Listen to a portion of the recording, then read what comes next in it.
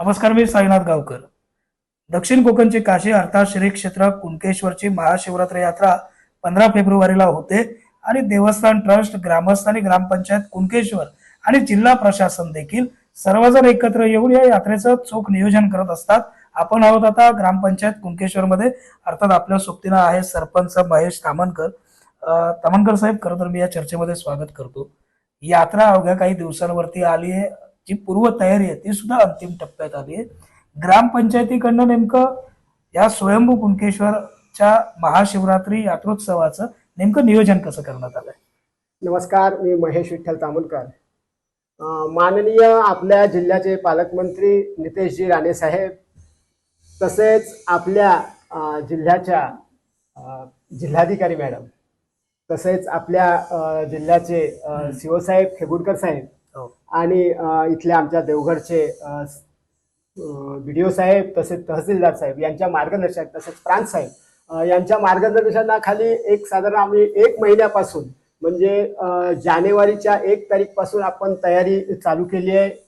येणाऱ्या आत्ता 15, 16, 17 महाशिवरात्रीच्या या उत्सवासाठी आपण ग्रामपंचायत, देवस्थान असं संयुक्त आणि सर्व आमचे जे पालकमंत्री आहेत किंवा इतर सर्व अधिकारी यांच्या मार्गदर्शनाखाली आपण पूर्ण तयारी चालू केली आहे. आता अंतिम टप्प्यात आपण हे सगळं आलोय.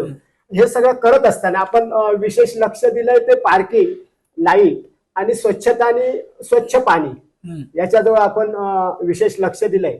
तर आता पार्किंगचा जो विषय आहे, तर आपण यावेळी थोडं पार्किंग आपण अधिकच केलंय. म्हणजे मालवण कडून येणाऱ्या जे आमचे भाविक असणार आहेत त्यांच्यासाठी आपण अधिक पार्किंग बनवलंय. त्याचबरोबर देवगड कडून येणारे जे भाविक आहेत त्यांच्यासाठी आपण गोडबोले तसंच वातकर यांच्या जागेची आपण निवड करून तिथलंही पार्किंग आपण निवडलंय.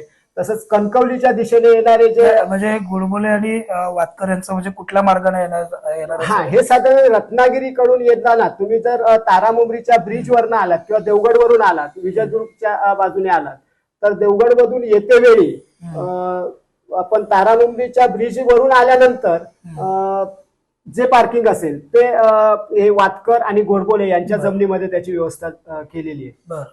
त्याचप्रमाणे कणकवलीकडून येणाऱ्यांसाठी किंवा नांदगाव, शिरगाव या भागातनं येणाऱ्या जे आपले भाविक असतील त्यांच्यासाठी येणारे भाविक असतील, हा, जे वाहनं घेऊन येणारे त्यांच्यासाठी आपण बोंडाळे आणि सावंत, तसेच अधिकच जर गाड्या वाढले तर अजून एक बोंडाळे आहेत, शैलेश बोंडाळे आणि कुटुंबीय, त्यांच्याही जागेची आपण निवड करून ठेवली आहे. तिथे लाईटची व्यवस्था करून ठेवलेली आहे. ओके. हे सगळं करत असताना या आपल्याला पार्किंगचा विषय, आता पार्किंग नंतर आपल्याला मुख्य जी गरज भासते ते इथे आल्यावर लाईटची. तर आपले जे स्ट्रीट लाईट आहेत ते सर्व आतापर्यंतचे सर्व लाईट आपण स्ट्रीट लाईट मंदिर परिसरातील जे आहे ते आपण देवस्थान बघतायत, पण मंदिराच्या बाहेर यात्रा परिसर जो आहे, मग यात्रा परिसरात ज्या ज्या लाईट आहेत त्या सर्व स्ट्रीट लाईट आपण चालू केल्या आहेत आणि त्याचंही नियोजन झालेलं आहे. त्याचप्रमाणे इथे कुठल्याही प्रकारची दुर्घटना घडू नये यासाठी आपण समुद्रावर ही व्यवस्था केलेली आहे. आमचे काही जो सुरक्षा रक्षक असतो, सागर सुरक्षा रक्षक, तो तिथे असणार आहे. मग तिथे लागणारं लाईफ जॅकेट असतील किंवा क्राफ्ट आहे आता आपल्याला मिळालेलं ते क्राफ्ट ही तयारी असेल. त्याच्यानंतर दोरखंड अशी तयारी असेल, म्हणजे जे समुद्र स्नानासाठी जातात त्यांच्यासाठी तीही आपण तयारी केलेली आहे. त्याचबरोबर पिण्याच्या पाण्याची व्यवस्था, स्वच्छ पिण्याच्या पाण्याची व्यवस्था आपण जागोजागी केली आहे. त्यात काही ठिकाणी मोफत आहे, त्याच ठिकाणी आपण एक ATM केलंय मंदिराच्या परिसरात. म्हणजे जिथे तुम्हाला थंड पिण्याचं पाणी 1 रुपयामध्ये लिटर, अशा म्हणजे 1 रुपयाचा काय कॉईन टाकलात तर 1 लिटर तुम्हाला पाणी मिळेल. 5 रुपयाचं टाकलात तर 5 रुपयांनी, 10 रुपयाचा कॉईनला 10 लिटर पाणी, असं स्वच्छ थंड पाणी तुम्हाला मिळू शकेल.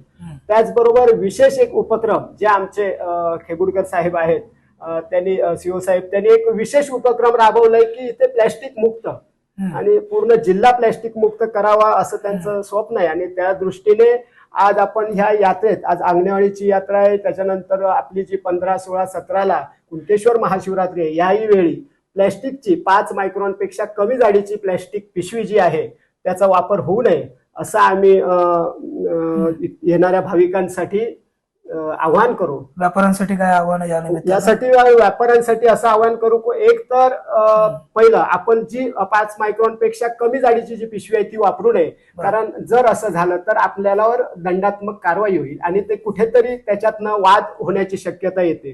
तर अशा प्रकारे जे आपल्या साहेबांनी, खेबुडकर साहेबांनी आवाहन केलंय त्याला तुम्ही साथ द्या आणि तुम्ही ती प्लॅस्टिक पिशवी 5 मायक्रॉन पेक्षा कमी वापरू नये. त्याच्यासाठी मी महत्वाचाच येणाऱ्या भाविकांसाठी आवाहन केलंय की तुम्ही येते वेळी आपल्या खिशातून एक छोटी पिशवी ही कापडी पिशवी पिशवी एक बरोबर घ्या आणि त्याच्यातनं आपण जी काही खरेदी करणार आहोत यातली त्याचा वापर करा. त्याचबरोबर आपण दुसरा एक उपक्रम त्याच्यासाठी राबवतोय की हा कुठलाही करू नये कुठलीही गोष्ट असं आपण सांगत असतो, पण त्यावेळी त्याला पर्याय दिला पाहिजे. मग म्हणून आपण काही कॉटनच्या पिशव्या अगदी माफक दरात 10 रुपयामध्ये आपण कॉटनची पिशवी इथे उपलब्ध करून देणार आहोत.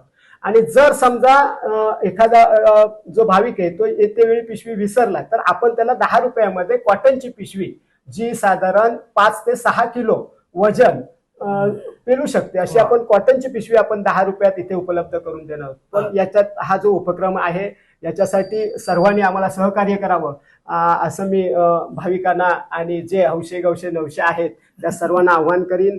तसं जी स्वच्छतेचा विषय आहे, आत्ता आपण पूर्ण परिसराची स्वच्छता केलीच आहे, पण जसं जसं यात्रा येणार तसे अजून त्या भागाची जे अस्वच्छ होतो किंवा रोजच्या रोज ते उचलणं हेही आमच्या कर्मचारी त्याच्यावर लक्ष ठेवून आहेत आणि वेळोवेळी तो आम्ही कचरा आहे तो उचलण्याचा उचलतो. त्याचबरोबर यात्रेनंतरची ही जी स्वच्छता आहे ती आम्हाला जी काही संस्था असतात त्या संस्था आपल्याला सहकार्य करतायत. म्हणजे धर्मादाय आयुक्त आपले माफ करा नाना धर्माधिकारी साहेब यांच्या संस्थेमार्फत स्वच्छतेचा कार्यक्रम इथे राबवला जातो, तोही होईल. त्याचबरोबर मुख्य विषय म्हणजे कुठल्याही प्रकारचे संकट आलं आपल्यावर किंवा कुठल्याही प्रकारची आपत्ती आली तर तिला तोंड देण्यासाठी अग्निशमक बंब हे आपण इथे ठेवतोय, पाण्याचे टँकर उपलब्ध करून ठेवतोय, तेही असेल. त्याचबरोबर येणाऱ्या भाविकांसाठी शौचालयाची महत्वाचा विषय असतो. मग आपण शौचालय आपल्याकडे आता नवीन शौचालय आपण 3 केली आहेत, पण तीही त्या जो यात्रेचा कालावधी असतो त्याच्यासाठी ती कमी पडतात. म्हणून आपण नवीन जी मोबाईल शौचालय आहेत त्याची मागणी केली आणि ती आपल्याला 2 दिवसात उपलब्ध होईल. चेंजिंग रूमचं काय? कारण की चेंजिंग रूम आपण तात्पुरत्या दरवर्षी चेंजिंग रूम कमी असतात, पण यावेळी आपण बघितलं तर अधिकचे चेंजिंग रूम आपण तात्पुरत्या स्वरूपातले बनवलेले आहेत. आणि त्याचबरोबर आपण नेहमीच्या वापरासाठी आपण फायबरचे मध्ये 3 चेंजिंग रूम आपले असतील. पण आपण जे तात्पुरत्या स्वरूपाचे असे, पण जरी तात्पुरत्या स्वरूपाचे असले पण सुस्थितीत असे आपण चेंजिंग रूम बनवतो, म्हणजे बनून ते पूर्ण झालेले आहेत. बरं, पण मला खरं तर एक महत्वाचा प्रश्न, यात्रेमध्ये प्रामुख्यानं BSNL ची सेवा दरवर्षी कोलमडलेलं चित्र आम्ही सर्वजण अनुभवतो, पाहतो. यावर्षी अशा पद्धतीचं कुठलं चित्र आम्हा सर्व भाविकांना अनुभवायला मिळू नये याकरता काही नियोजन झालंय का? आपले जे काही जिल्हा स्तरावरती पालकमंत्री महोदयांच्या अध्यक्षतेखाली बैठका झाल्या त्यामध्ये असं काही नियोजन झालंय? आजच बैठक झाली, प्रांत साहेबांच्या अध्यक्षतेखाली आजच बैठक झाली आणि त्यात BSNLचे साहेब उपस्थित होते. तर त्यांनी शब्द दिलाय की दर वर्षापेक्षा ही सेवा आपण अधिकची चांगली देऊ असा त्यांनी शब्द दिलाय. कारण पालकमंत्र्यांनी त्यांना तसे आदेश दिलेले होते की जी ही होतोय. आजपर्यंत बघा, कालपर्यंत आपला BSNL म्हणजे 2 दिवसापूर्वी BSNLचे कट होण्याचा जो प्रॉब्लेम होता पूर्ण जिल्ह्यामध्ये तो थोडा कमी होतात, म्हणजे आता अगदी कमी झालाय. तर तो एक प्रॉब्लेम सॉल्व्ह झालाय.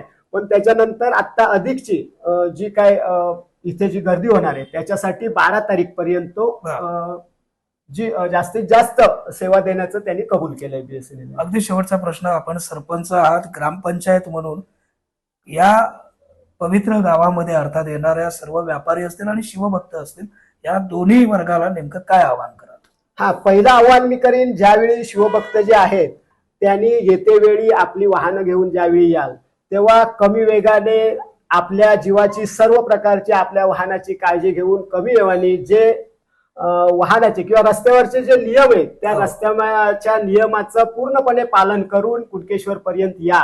तसंच आपण परतीचा प्रवास करते वेळी सुद्धा आपण त्याच पद्धतीने जे काही नियम आहेत आपले रस्त्यावरचे, त्या सर्व नियमांचं पालन करून आपण आपल्या घरी सुखरूप पोचाल. त्याचबरोबर जे दुकानदार आहेत, म्हणजे जे व्यवसाय करण्यासाठी येणार आहेत, त्यांनी आमच्या इथे आल्यानंतर पहिलं ग्रामपंचायतीशी संपर्क साधून आपण त्याचा परवाना घ्या. म्हणजे जी तुम्हाला परवानगी पाहिजे ग्रामपंचायतीची ह्या, म्हणजे आमच्याकडे त्याची नोंद करा. त्याच्यानंतर आपलं दुकान जिथे असेल तिथे चालू करा किंवा ते थाटा.